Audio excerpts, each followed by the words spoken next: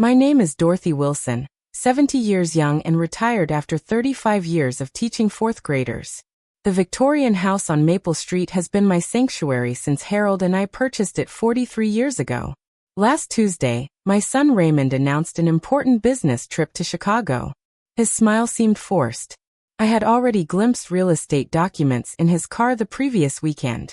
People often underestimate older women like me, assuming age diminishes cunning. They couldn't be more wrong. Where are you watching from today? Go ahead and hit that subscribe button to discover how I outsmarted my own flesh and blood when he tried selling my home without my knowledge.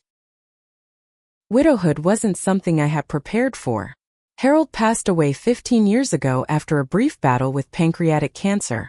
We had been married for 42 wonderful years, raising our two children, Raymond and Margaret, in this very house. Harold was always sensible with money.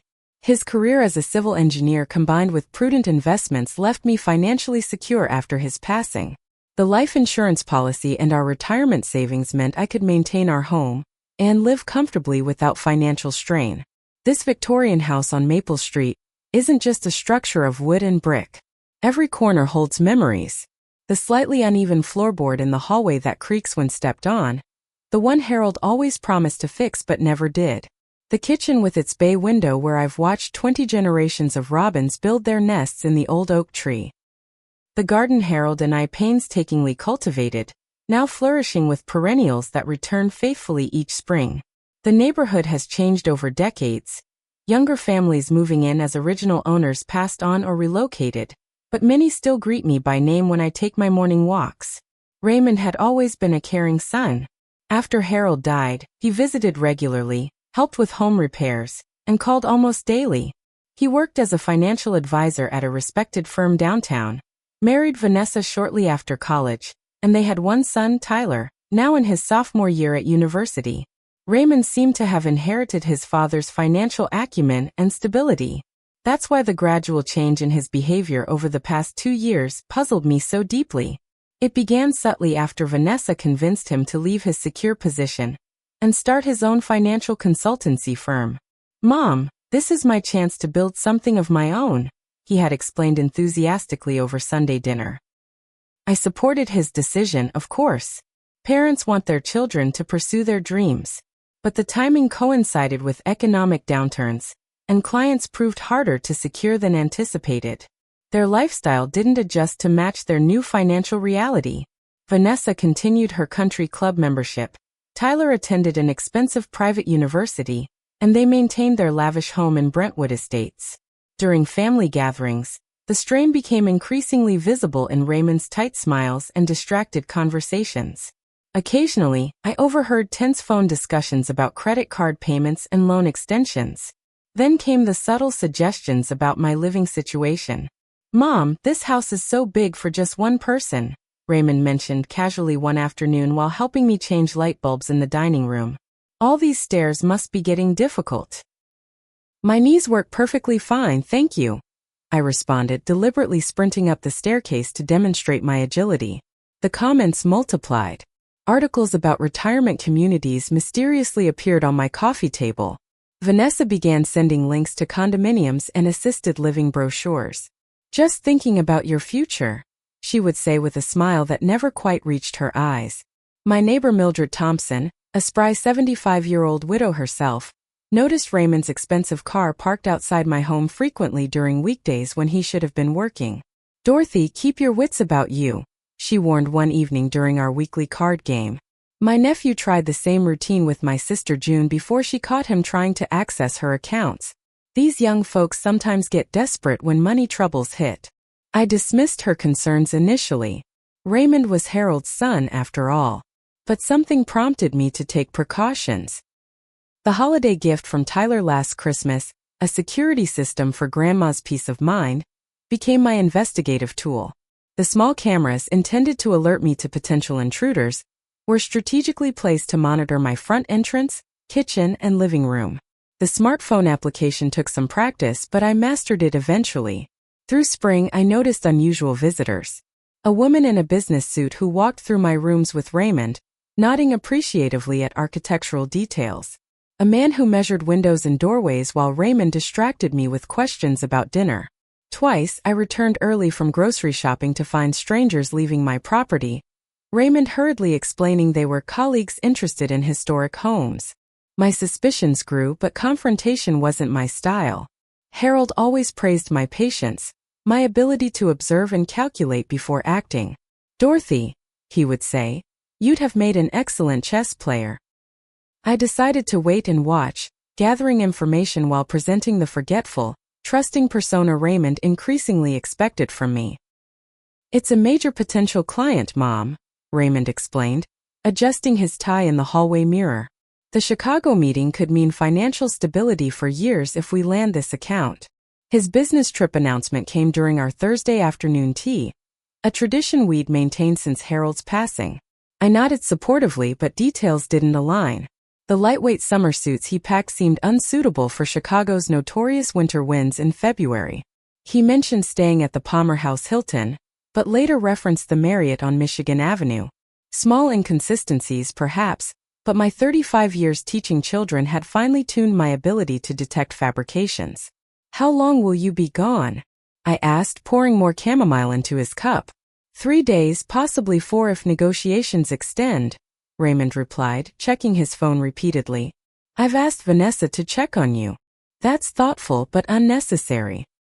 I have my book club on Friday and lunch with Mildred on Saturday."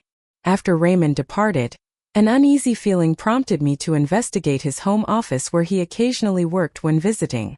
Nothing seemed unusual until I noticed his briefcase partially concealed beneath the guest room bed.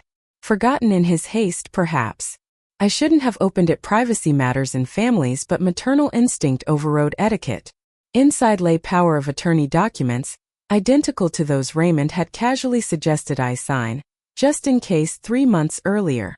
I had postponed, claiming I needed my reading glasses, then conveniently forgot during subsequent visits. These papers, however, bore what appeared to be my signature, clearly forged with reasonable skill but missing the distinctive loop in my D that Harold always teased me about. The documents would grant Raymond complete control over my property and finances in the event of mental incapacitation, a condition he apparently planned to establish. Accompanying medical forms included symptoms of cognitive decline, partially completed, awaiting a physician's signature. My hands trembled as reality crystallized. My own son Harold's boy was attempting to seize control of my assets. The betrayal stung with breathtaking intensity, momentarily obscuring rational thought. I sat heavily on the guest room bed, clutching the papers, remembering Raymond at 7, tearfully confessing to breaking a window because Dad says honest men admit their mistakes. When composure returned, I secured the documents with my phone's camera and carefully replaced everything exactly as found. Then I called Raymond's office, adopting my most fragile, elderly voice. "This is Dorothy Wilson, Raymond's mother. I need to get an urgent message to him in Chicago." "I'm sorry, Mrs. Wilson," his assistant Jennifer replied, "but Raymond has taken personal leave for the week. He's not on a business trip." I thanked her and ended the call, heart heavy but mind clearing. The next call went to Gerald Hoffman, Harold's closest friend and a retired attorney who had handled our legal matters for decades. "Gerald, I need discreet advice," I began once pleasantries concluded. "It's about Raymond." Gerald listened without interruption as I detailed my discoveries and suspicions. His prolonged silence afterward spoke volumes. "Dorothy, this is serious," he finally responded. "What you're describing potentially constitutes elder abuse and fraud. The forged power of attorney alone is criminal." "He's still my son, Gerald. And you're still my friend's wife. Harold would want you protected, especially from his own son if necessary." We discussed options: police reports, restraining orders, immediate legal countermeasures, but I wasn't ready for such drastic steps. Raymond deserved one chance to explain, to retreat from this precipice before irreparable damage occurred. "Let me monitor the situation for now," I decided. "But I need to know what he's actually doing during this fake business trip." Gerald reluctantly agreed but insisted on daily check-ins and provided contact information for Barbara Winters, a specialized elder law attorney. "Call her immediately if anything escalates," he instructed firmly. That evening I sat in Harold's old armchair, our wedding photo in my lap, confronting painful questions. When had Raymond's financial desperation overcome his integrity? How had I missed the transformation from the honorable man we raised to someone capable of deceiving his own mother? The disappointment weighed heavier than fear or anger, an ache that persisted through a sleepless night. The morning after discovering Raymond's deception, I called Mildred. I need a favor involving your grandson's car, I explained, outlining my plan. Mildred, ever reliable, arrived 30 minutes later in her grandson's inconspicuous gray sedan. You're sure about this, Dorothy? She asked as we parked a discreet distance from Helena Montgomery's real estate office downtown. Spying seems extreme. Not compared to forging legal documents, I responded, adjusting oversized sunglasses that concealed half my face. We didn't wait long. Raymond emerged from the sleek glass building alongside Helena, a woman I recognized from the accidental meeting at my home months earlier when she'd admired my charming historical features. They conversed animatedly, Helena gesturing expressively while Raymond nodded with obvious satisfaction.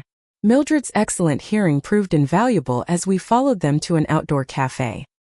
Seated at an adjacent table, partially concealed by decorative shrubbery, we became invisible as two elderly women often are in public spaces. Your mother's Victorian is exactly what buyers in this market are hunting for, Helena's voice carried clearly. Original woodwork, established neighborhood, walking distance to shops. The historical significance alone justifies our asking price. The inspection report didn't reveal any major issues, Raymond responded. Just minor electrical updates needed. My hands clenched involuntarily.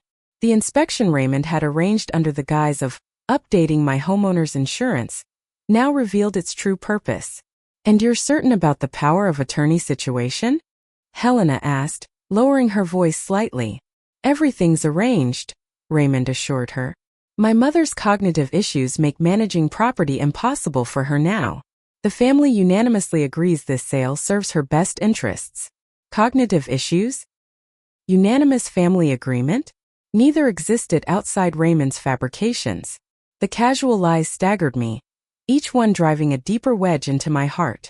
The conversation continued, revealing Raymond had falsified my signature on preliminary listing documents, allowing Helena to quietly market my home to selected clients without public advertising that might alert neighbors or family friends. The Sandersons are extremely interested, Helena continued. They've been searching for exactly this architectural style and location. I anticipate their offer will exceed asking price.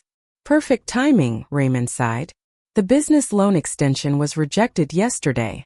My hand found Mildred's, squeezing tightly as pieces connected. Raymond's financial situation must be dire indeed to drive such desperate measures. We departed before being noticed, maintaining silence until safely inside Mildred's home. I can't believe Raymond would do this, Mildred finally whispered, preparing strong tea with trembling hands. After everything you and Harold did for him. People rationalize unimaginable actions when financially desperate, I replied, surprised by my own calm. I need to know how far this extends. That afternoon, while Raymond presumably continued his business meetings, I visited my grandson Tyler at university, carefully framing questions about family matters during lunch at his favorite campus cafe. Grandma, you wouldn't believe the condo mom's been obsessing over, Tyler mentioned casually. She's already shopping for furniture and talking about Mediterranean color schemes.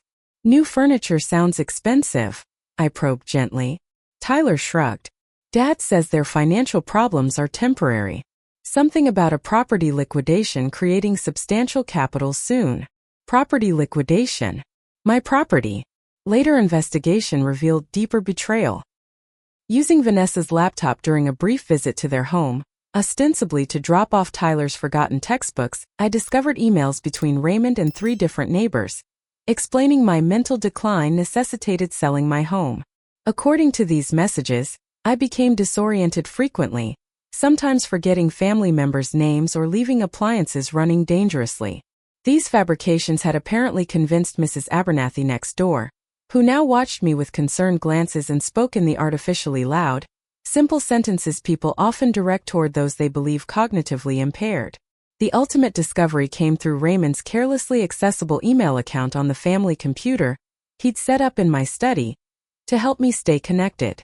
Messages between Raymond and Sunset Valley Memory Care discussed admission requirements, room availability, and payment options using proceeds from the pending property sale. Standing in my garden that evening, surrounded by daffodils Harold and I had planted decades earlier, pain transcended simple betrayal. Every corner of my home contained irreplaceable memories. Margaret taking first steps across this living room, Raymond practicing piano in the sunroom, Harold and I dancing in the kitchen on our 40th anniversary. All this Raymond planned to erase for financial expediency. I traced the weathered porch swing where Harold proposed, the window seat where I'd nursed both children through childhood fevers, the dining room that had hosted 40 Thanksgiving gatherings. Each memory intensified the ache of betrayal until breathing became difficult. Thomas Parker, our family doctor for 30 years, called that evening. "Dorothy, congratulations on your decision to downsize," he began awkwardly. "Raymond mentioned you're moving to assisted living soon. If you need medical documentation for the transition, my office can help." I thanked him noncommittally, adding his name to the expanding web of Raymond's deception.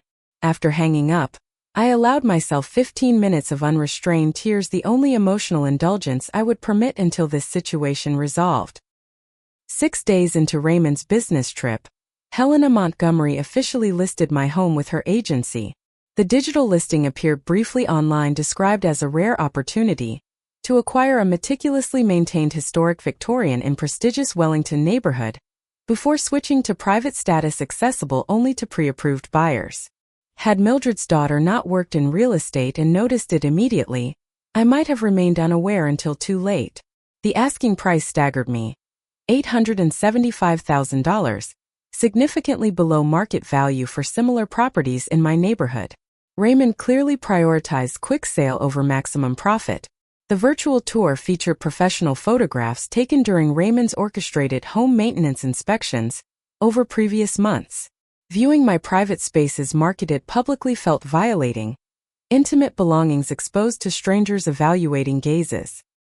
Within 48 hours, Helena's enthusiastic email to Raymond, copied to his home account I monitored, announced the Sandersons had offered $925,000 with minimal contingencies, willing to close within 30 days. Their only significant requirement: current occupant must vacate property 2 weeks before closing. Current occupant. Not homeowner. Not me, Dorothy Wilson. My identity, my ownership, erased by clinical terminology. Raymond's response projected barely contained excitement. "Fantastic news. Proceed immediately with acceptance. I'll handle the occupancy issue through transitional care arrangements already underway." Transitional care arrangements.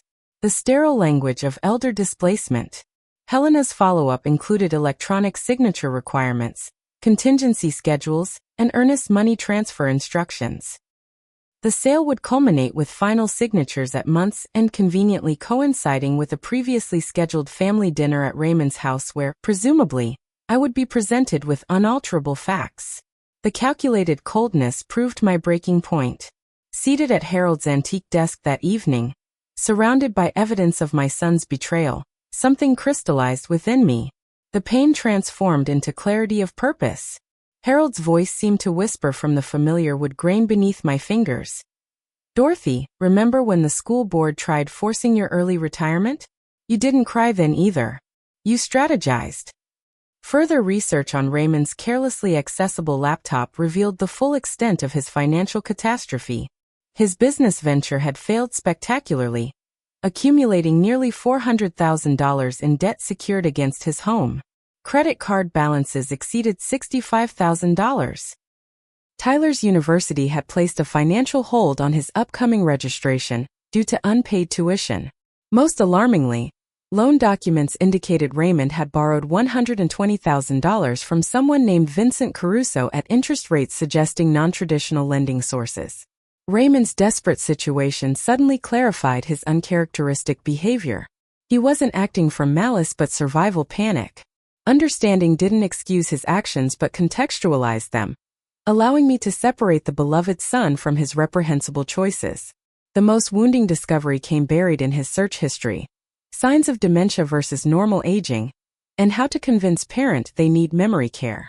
Documents outlined a methodical campaign to establish my cognitive decline, scheduled neurological appointments with unfamiliar specialists, pre-written symptom descriptions, even a journal documenting fabricated incidents of confusion and memory lapses attributed to me. Alone in my garden Harold's sanctuary, now mine, I finally permitted myself the breakdown that had threatened for days. Knees pressed into familiar soil, hands clutching decades-old rosebushes regardless of thorns drawing blood.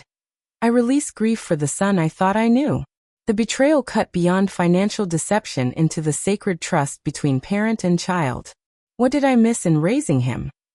I whispered to Harold's memory. Where did we fail? The garden offered no answers beyond the steady persistence of perennials that returned faithfully each spring despite winter's hardships. Their resilience gradually transferred itself to me as twilight deepened. Wiping final tears with soil-stained hands, I straightened my spine and made my decision. Raymond's actions demanded response, not surrender. I would counter strategy with strategy, protecting myself while preserving opportunity for redemption. The situation required intelligence over emotion, planning over reaction, precisely the skills that had guided my teaching career and parenting. That evening, the final blow arrived via Thomas Parker, who called to check on my medication compliance. Raymond mentioned you've been resistant about the new prescriptions, he began awkwardly. What new prescriptions, Thomas? I asked, voice deliberately steady. His uncomfortable pause spoke volumes. The mild anxiolytics we discussed during your last visit? For the transitional anxiety. No such visit or discussion had occurred. The fabricated medical narrative extended further than I'd imagined. Thomas, I interrupted gently, I haven't seen you professionally in 8 months since my annual physical in October. His confused silence confirmed another layer of Raymond's deception. I believe we need to discuss my son's concerning behavior, I continued. But first, could you document this conversation and clarify no cognitive medications have been prescribed for me? I may need this record soon. After ending the call, I straightened Harold's photograph on my bedside table. Time to fight back, my love, I whispered to his smiling image. But cleverly, as you would have advised. You need immediate legal protection, Gerald insisted the next morning, pacing my kitchen with barely contained indignation after reviewing my evidence. Raymond has crossed from unethical into potentially criminal actions. I understand the severity, I replied, pouring coffee into Harold's favorite mugs. But I want strategic protection that preserves potential reconciliation. Raymond remains my son despite his actions. Gerald's expression softened. Dorothy, your compassion honors Harold's memory. But this situation demands concrete intervention. Let me introduce you to Barbara Winters this afternoon. Her expertise in elder law offers options beyond criminal charges. Barbara's downtown office projected competence without ostentation. At 60-something herself, she listened without interruption as I detailed Raymond's scheme, occasionally noting points in a leather-bound notebook. Unfortunately, your situation isn't uncommon, she finally commented.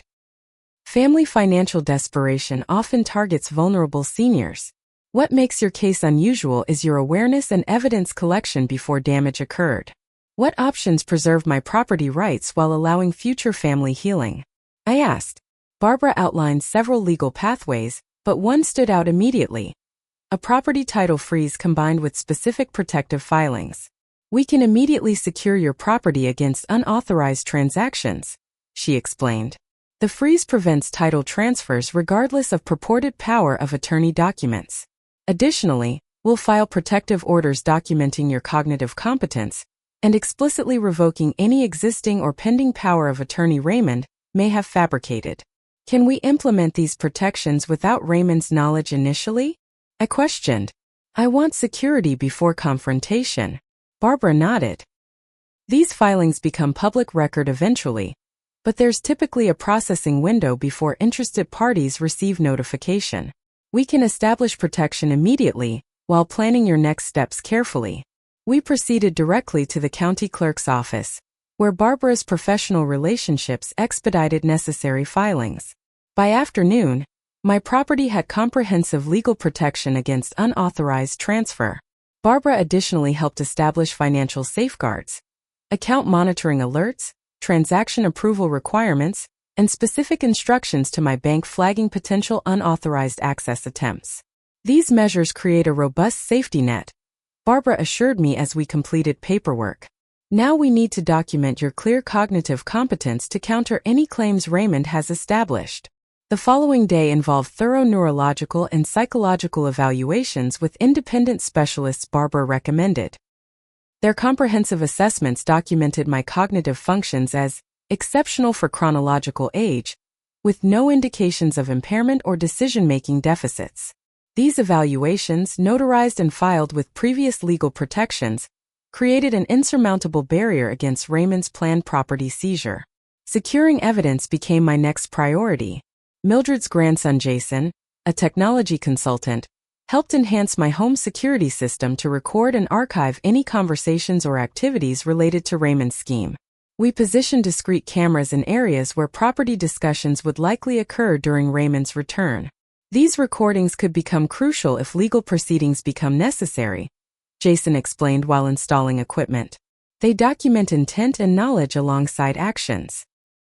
Gerald helped draft comprehensive documentation of Raymond's actions, creating a timeline connecting evidence pieces into a coherent narrative demonstrating systematic deception. This documentation would serve multiple purposes: legal protection if needed, irrefutable confrontation material, and eventually, family therapy context for potential reconciliation. My final protective measure involved contacting Helena Montgomery directly. This strategic conversation required careful balance, asserting property rights without prematurely revealing my knowledge of Raymond's full scheme. Ms. Montgomery, I began when reaching her office directly. I understand you're representing the sale of 1847 Wellington Avenue. As the legal property owner, I'm requesting confirmation of your authorization to market my home. Her momentary silence confirmed my approach had achieved desired impact. Mrs. Wilson? There seems to be some confusion. I've been working with your son Raymond, who presented power of attorney documentation, and I've never authorized property listing, I interrupted gently but firmly. Furthermore, no valid power of attorney exists. I've filed legal documentation confirming these facts with the county clerk's office this week. Helena's professional demeanor cracked slightly. I was assured all proper authorizations were in place. This is extremely concerning information. I understand you may have been misled, I continued, maintaining deliberate calm. I'm formally requesting immediate listing withdrawal and written confirmation of this action. My attorney will contact you tomorrow regarding potential misrepresentation issues. The listing disappeared from all platforms within hours. Helena's apologetic email outlined her understanding that proper authorization existed, expressing professional regret for any distress caused. Her swift response suggested genuine ignorance of Raymond's deception rather than deliberate participation. With property protections secured, financial accounts monitored, and evidence documented, I prepared my home for Raymond's return and inevitable confrontation. The dining room table where our family had shared thousands of meals, celebrated accomplishments, and weathered disappointments together seemed the appropriate setting for truth's revelation. I placed Harold's photograph prominently at the table's head, his presence symbolically witnessing the painful conversation ahead. Beside it, I arranged evidence folders methodically labeled and organized not to humiliate Raymond, but to preclude denial and expedite accountability. Neighbors noticed unusual activity and offered concerned assistance. "Dorothy, is everything all right, Mrs. Abernathy inquired cautiously, clearly conflicted between Raymond's warnings about my supposed cognitive decline and her direct observations of my organized preparations. Family matters requiring clarity, I responded with deliberate composure. Sometimes truth needs proper staging to be fully received. As Raymond's scheduled return approached, I maintained outward calm while securing every protective measure possible. My heart ached with each preparation, but Harold's pragmatic voice guided my actions. Dorothy, love demands protection sometimes, even protection against those we love most. The security system chimed Raymond's arrival exactly when expected. I straightened family photographs once more, adjusted documents precisely, and prepared to reclaim both my property and eventually, my relationship with my son. Raymond arrived home from his business trip Sunday afternoon, calling from my driveway with manufactured enthusiasm. "Mom, great news from Chicago. The client signed on for a 5-year contract." His voice carried artificial cheerfulness as he entered through the kitchen door, briefcase and forced smile in place. "Welcome home," I responded evenly, gesturing toward the dining room. "I've prepared coffee. We have important matters to discuss." Confusion flickered across his face. This deviation from our normal routine of casual kitchen conversation signaled something amiss. "Everything okay, Mom?" Concern sounded genuine, though whether for me or his plans remained unclear. "Please sit down, Raymond." I indicated the chair opposite mine, Harold's photograph between us. "Coffee first or conversation? What's going on?" Wariness replaced confusion as he noticed organized folders centered perfectly on the polished mahogany surface. His briefcase lowered slowly to the floor. "I believe honesty should begin our discussion," I stated calmly. "Your business trip wasn't to Chicago, was it?" Color drained from his face, but recovery came quickly. "Of course it was. The Henderson account needed." "Raymond," I interrupted gently but firmly. "I spoke with Jennifer at your office. You took personal leave, not business travel." Opening the first folder, I revealed printed emails between Raymond and Helena Montgomery. "You've been attempting to sell my home without my knowledge or consent." His expression cycled rapidly through shock, denial, and finally defeat. Shoulders slumping, he stared at the evidence before him. "How did you?" he began weakly. "The better question is why," I countered. "Why forge power of attorney documents? Why fabricate cognitive decline? Why betray fundamental trust between mother and son?" Defensive anger flashed suddenly. "You don't understand the pressure I'm under. The business is failing. We're drowning in debt. Vanessa has no idea how bad things are, and Tyler's education hangs in the balance. This house is just sitting here mostly empty, while we face financial ruin."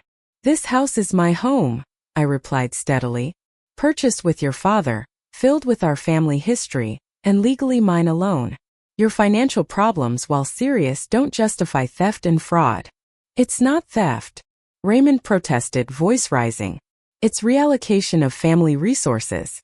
You don't need this much space, and assisted living would provide better support for your aging needs." I opened the second folder, revealing neurological evaluations. "My aging needs are perfectly addressed in my own home.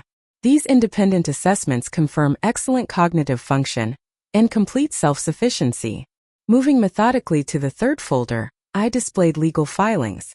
"Furthermore, I've frozen any property transactions. The sale to the Sandersons cannot proceed regardless of forged documents." Raymond's face paled further. "How did you know about the Sandersons?" "I know everything, Raymond." Maintaining calm despite my breaking heart, I revealed each element of his scheme through meticulously organized evidence. The false medical appointments with Thomas, the manufactured symptoms of cognitive decline, the memory care facility applications, the narratives told to neighbors about my supposed confusion. As evidence mounted incontrovertibly before him, Raymond's defenses crumbled. His hands trembled against the tabletop, eyes darting between folders and finally settling on Harold's photograph. "Dad would be so disappointed," he whispered, voice breaking. "Yes," I agreed softly. "But more importantly, are you disappointed in yourself?" The question penetrated where accusations couldn't.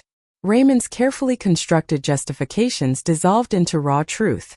"I didn't know what else to do," he admitted, tears forming. "Everything's falling apart.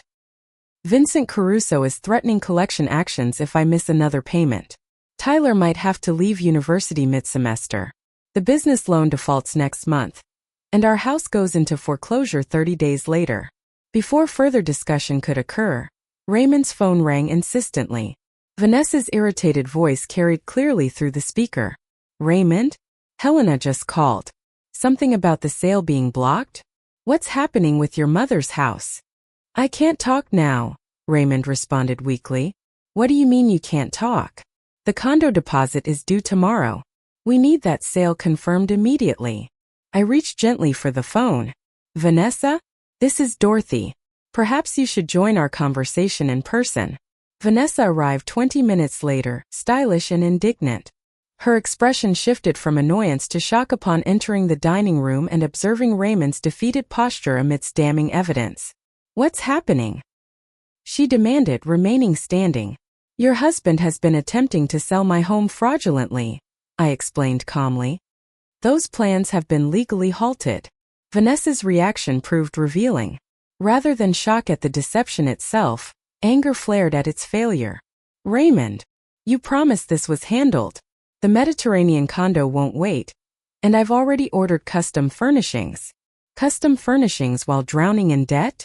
I questioned quietly. The uncomfortable silence stretched until interrupted by Margaret's arrival. My daughter, uninvolved in Raymond's scheme and summoned by my earlier text message, entered with characteristic directness. Mom? Your message said family emergency. Her gaze traveled from my composed face to Raymond's devastation to Vanessa's simmering anger. What's happened? The ensuing family intervention lasted hours. Margaret's initial disbelief transformed to horror as evidence mounted.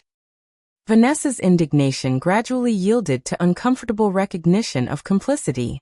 Raymond's defenses finally dissolved completely into remorse.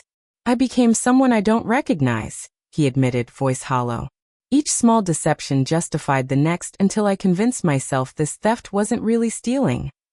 It's called rationalization, I noted without condemnation.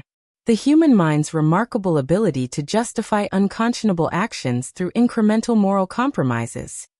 Margaret, practical like her father, focused on immediate concerns. Legal consequences seem inevitable. Have you contacted authorities, Mom? I've secured protective measures without pursuing criminal charges, I explained. Raymond remains my son despite his actions. Reconciliation remains possible if accountability precedes forgiveness. Raymond raised devastated eyes. You're not pressing charges? Not currently, I clarified. My conditions include complete financial transparency, family counseling, and proper restitution through legitimate means. Vanessa's defensive posture softened slightly. What about our financial situation? We're genuinely facing ruin. Deceptium creatas no solutions, I responda firmly. But honest assessment might. I'll assist through appropriate channels if you commit to financial responsibility and therapeutic intervention. Raymond's phone chimed with another incoming call. Vincent Caruso again. The threatening voicemail that followed confirmed the dangerous financial entanglements driving his desperate measures. You borrowed from loan sharks? Margaret questioned incredulously. Business capital sources, Raymond corrected weakly. The interest seemed manageable initially. This compounds urgency, I acknowledged. We'll address immediate financial dangers through legitimate means. I can provide limited assistance from my savings not by surrendering my home, but through structured loans with proper documentation. Raymond's grateful sob acknowledged both the lifeline offered and the accountability required. I don't deserve your help after what I've done. Perhaps not, I agreed quietly. But family obligations transcend deservedness sometimes. Your father would expect me to help if possible, though not at the expense of enabling continued financial irresponsibility. As evening deepened into night, raw truth gradually transformed into tentative resolution. Margaret's practical problem-solving, Raymond's halting accountability, Vanessa's reluctant recognition of unsustainable lifestyle choices, and my compassionate firmness created framework for moving forward. We begin with professional financial assessment, I stipulated. Complete debt disclosure, realistic repayment planning, and appropriate lifestyle adjustments. Simultaneously, family therapy addresses trust rebuilding. These non-negotiable conditions precede any financial assistance I provide. By midnight, preliminary agreements emerged through emotional exhaustion. Raymond would surrender all fraudulent documents, Vanessa would cancel pending luxury purchases, and together they would meet with legitimate financial advisors the following week. Margaret would temporarily manage communication between us, providing objective oversight during initial reconciliation stages. As they prepared to leave, Raymond paused beside Harold's photograph, fingers brushing the frame gently. "I'm sorry, Dad," he whispered. Then, turning to me with eyes reflecting genuine remorse. "And I'm sorry, Mom. More than I can possibly express." "Apologies matter," I acknowledged. "But rebuilding trust requires sustained action beyond words. I remain your mother, Raymond. That hasn't changed. But our relationship requires reconstruction on foundation of truth, rather than manipulation." After their departure, I sat alone in Harold's chair, emotionally drained yet surprisingly peaceful. The confrontation had achieved its purpose, exposing deception, while preserving possibility for eventual healing. The path ahead would prove challenging, but truth finally illuminated the way forward, however difficult. 3 months passed before Raymond and I could sit comfortably together on my porch swing without tension shadowing every interaction. Rebuilding trust proceeded gradually through structured interventions and consistent accountability. The family therapy sessions with Olivia Davidson initially felt artificial and constrained, each of us measuring words carefully across the emotional minefield Raymond's actions had created. "Trust reconstruction follows predictable patterns," Olivia explained during our 4th session. "Transparency must precede forgiveness. Accountability must demonstrate sustained commitment, beyond momentary remorse." Raymond attended each weekly appointment without resistance, participating with increasing honesty as defensive barriers gradually lowered. Vanessa's involvement proved more complicated. Initially reluctant and resentful, she viewed therapy as unwarranted intrusion, rather than necessary healing.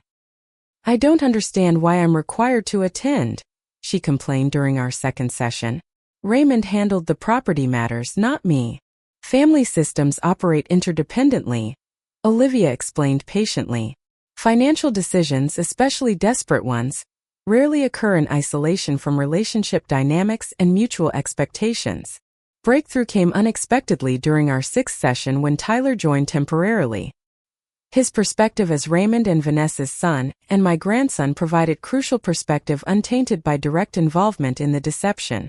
"I always felt something was wrong with suddenly planning to sell Grandma's house," Tyler admitted. "But questioning seemed disloyal when both of you insisted it was necessary for her welfare." The raw pain in Raymond's expression watching his son describe caught between conflicting loyalties catalyzed genuine introspection. "I modeled dishonesty instead of integrity," Raymond acknowledged, voice breaking. "Everything Dad taught me about honesty, I compromised for financial expedience." Parallel to emotional healing, practical matters required immediate attention. Gerald helped establish structured financial assistance addressing Raymond's most dangerous debts, particularly the threatening obligations to Vincent Caruso. My retirement savings provided $150,000 as formally documented loans with clear repayment terms rather than gifts, enabling continued irresponsibility. "This legally binding arrangement protects everyone," Gerald explained as we finalized paperwork. "Dorothy maintains appropriate boundaries while providing genuine assistance. Raymond accepts accountability through structured obligation rather than entitled rescue." Raymond and Vanessa's financial rehabilitation progressed through difficult, but necessary changes. They sold their oversized Brentwood home, liquidated luxury vehicles, and restructured Tyler's education financing through legitimate student loans supplemented by his increased part-time employment. Raymond dissolved his failing consultancy to accept a salaried position with a regional investment firm less prestigious, but offering stability and ethical oversight his independent venture had lacked. "The lifestyle adjustment feels surprisingly liberating," Raymond confessed during our private lunch 6 months after the confrontation. "Constantly projecting success while drowning in debt created unbearable pressure. Living within actual means, while initially painful, reduces anxiety I hadn't recognized was consuming me." Vanessa's adaptation proved slower, but eventually genuine. Her initial resentment gradually yielded to recognition that sustainable contentment outweighed superficial status indicators. The smaller townhouse they purchased near Tyler's university eliminated commuting expenses while creating opportunities for family meals together several times weekly, connection that material possessions had previously substituted for inadequately. My relationship with grandson Tyler required separate healing. Though uninvolved in his parents' scheme, His trust suffered collateral damage witnessing family deception. "I don't understand how Dad could do that to you," Tyler confided during our private gardening session. "Hands working compost into soil that would nourish next season's vegetables. It makes me question everything he ever taught me about honesty. People rarely commit uncharacteristic actions suddenly," I explained, wisdom earned through painful experience. "Your father made incremental compromises, each seemingly justifiable in isolation, until crossing boundaries became possible that would have seemed unthinkable initially.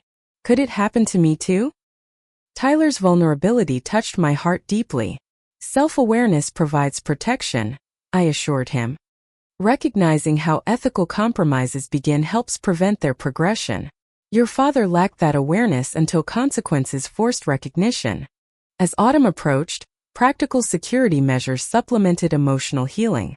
Judith Reynolds, a certified financial planner Gerald recommended, helped establish comprehensive protections for my assets while maintaining appropriate independence. "Financial exploitation often recurs without structural safeguards," Judith explained during our planning session. "Emotional reconciliation matters tremendously, but practical protections provide necessary foundation for genuine peace of mind." We updated my will with crystal-clear provisions, established an independent financial trust with transparent oversight, and created comprehensive end-of-life directives addressing every contingency. Raymond participated in these discussions openly, acknowledging the necessity without defensiveness.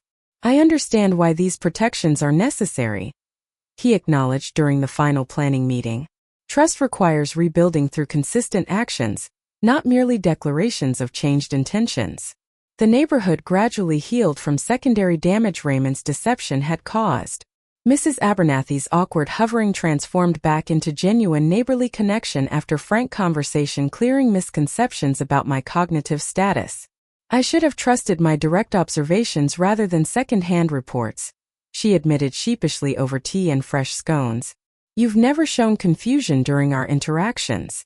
Family members sometimes mistake changed priorities for declined capabilities, I noted without accusation. "My preference for gardening over committee meetings reflects evolving interests, not cognitive limitation." Mildred's unwavering support throughout the ordeal strengthened our friendship immeasurably. Our weekly card games expanded to include several neighbors, creating an informal support network extending beyond any individual relationship. "Communities protect vulnerable members when properly connected," Mildred observed wisely. "Isolation enables exploitation more effectively than age ever could." The most profound healing occurred in my garden, the space where my breakdown had culminated in resolve months earlier.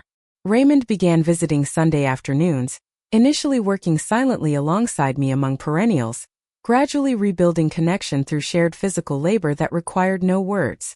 "Dad always said you could solve any problem while digging in soil," Raymond commented one afternoon. "Hands working compost into flower beds we tended together since his childhood. Your father believed physical work creates space for emotional processing."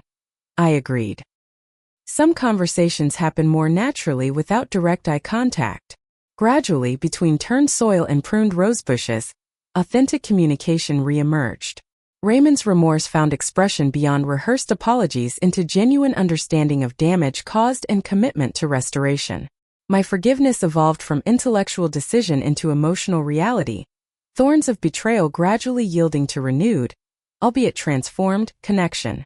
Life wisdom accumulated through this painful journey crystallized one evening as Tyler helped winterize garden beds before returning to university.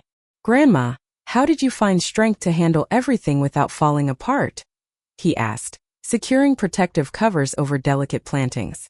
I would have been devastated beyond function. I considered his question carefully before responding. "Boundaries aren't walls, Tyler. They're frameworks allowing safe connection rather than barriers preventing it entirely." The strongest relationships maintain both appropriate boundaries and genuine compassion simultaneously. Like garden trellises, Tyler observed thoughtfully, they provide necessary structure without confining growth. "Precisely," I smiled, recognizing Harold's insightful nature living through our grandson. "Healthy boundaries protect without isolating. That balance requires constant attention but yields sustainable connection impossible through either unchecked vulnerability or complete disengagement. As winter approached, my Victorian home remained precisely where it belonged in my possession, filled with memories and future possibilities alike. Raymond's healing journey continued imperfectly but genuinely. Vanessa's relationship with me improved gradually through mutual respect rather than materialism. Tyler's understanding of complex family dynamics matured beyond his chronological years. The painful betrayal that might have permanently fractured our family instead catalyzed essential growth through accountability, appropriate boundaries, and compassionate truth-telling. Harold would have approved of this hard-won wisdom that love sometimes requires protective action, that forgiveness follows accountability rather than replacing it, and that family connections can transform rather than dissolve through even profound betrayal when addressed with courage and integrity. Standing in my garden as first snow-dusted rosebushes now dormant until spring, I whispered thanks to Harold's memory for strength discovered through necessity. The Victorian house stood behind me, windows glowing warmly against gathering darkness, secure, protected, and still mine. Like the perennials beneath winter's blanket, our family would emerge transformed but intact when healing seasons completed their necessary work. Have you ever had to confront a loved one about a difficult truth? How did you balance compassion with necessary boundaries? Share your experience in the comments below. If this story about protecting yourself while preserving family relationships resonated with you, please hit that subscribe button and give this video a thumbs up. Your support helps me continue sharing life lessons from 70 years of experience. Thank you for listening. And remember, wisdom often comes through our most painful challenges when faced with courage and integrity.